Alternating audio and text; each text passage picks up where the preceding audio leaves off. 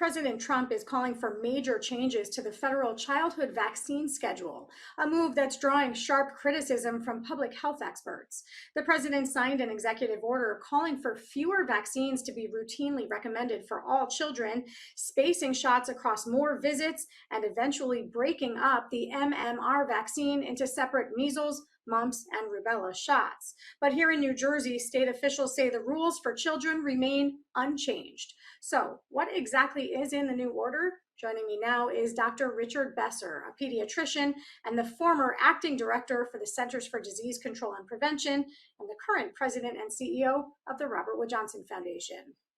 Dr. Besser, thanks so much for coming on to talk to us. I want to get a sense from you, your reaction to the president signing this executive order that changes really the scheduling, the recommendation for how and when, in particular, the MMR vaccine is given to children. First, can you just tell us why these vaccines are grouped together? Well, Joanna, I don't think that the president's executive order will hold any legal ground, but it does confuse the situation for so many parents, people around the country. I practiced pediatrics for more than 30 years. And during that entire time, we've always given the measles, the mumps, rubella shots together in something called the MMR. The reason for that was, we try and reduce the number of shots that children need to get whenever possible, making sure that they still remain safe and effective. I've never met a child who likes to get a shot. There's one brave child there. I've never met a parent who wants you to give their children more shots. So when you can combine them, and that was done successfully in the 70s for measles, mumps, rubella, you go that route. In fact, there's no licensed products in the U.S. Even if you wanted to give separate measles, mumps, rubella shot, you'd have to go through that process. They're available in some other countries, but because this vaccine is safe and effective, it's not available as separate shots. We've heard a lot of pushback, a lot of concern raised by the medical community, large numbers of folks from the medical community to the president's executive order. Do you share those concerns? What is your reaction? Yeah, I'm very concerned, and I'm concerned for a number of reasons. Over the course of the past decade, we've seen more and more politics put into something that should be a really personal decision and conversation between patients and their doctors, between parents and their doctors about their children. I worked at the CDC for 13 years in Republican and Democratic administrations. And you never saw this kind of political divide around things like vaccines or other aspects of public health.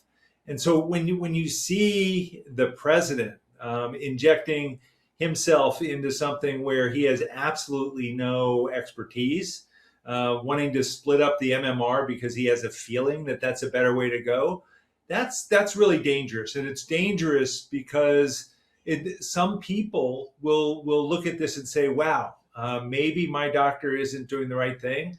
Maybe I should not give my child these vaccines. And this is being done at a time where we're in the midst of a large measles outbreak across the country. Over the past 18 months, we've seen more cases of measles than in the past 25 years combined. And what you'd like to see is the president saying, if your child's not vaccinated against the measles, they should be right away. If you're an adult and you haven't checked on your measles status, you should as well. Together, we can get this under control. But instead, he's following the lead of our Secretary of Health, RFK Jr., who's one of the nation's leading anti-vaccine advocates. Yeah, it's exactly what I was just going to say. We have a top official in the president's administration, Robert F. Kennedy, who we know has, as you said, been an anti-vaccine activist. And we've seen kind of this growing movement of concern from parents, suspicion around vaccines, suspicion around big pharma and medicine. How have you seen the public's attitude shift in terms of the numbers, in terms of who's actually getting vaccinated? Yeah, I mean, the first thing, I think it is important to recognize that the vast majority of people in America believe strongly in vaccines, believe strongly in vaccine requirements. They want to know that if they're sending their child to school, that they're not going to be around a bunch of children who aren't vaccinated, who could put their children at risk. I worry about that child who's at school who may have an immune problem where the vaccine didn't work for them or they couldn't get vaccinated. If they're in a classroom with children who decided that whose parents decided that they didn't want to vaccinate their children, it puts those other children at risk. And so from a public health perspective, it's so important that we do require children to be vaccinated when they go to school. The numbers for kindergarten are still above 90% for coverage, but 90% isn't enough to stop measles in its tracks. You need to be above 95%.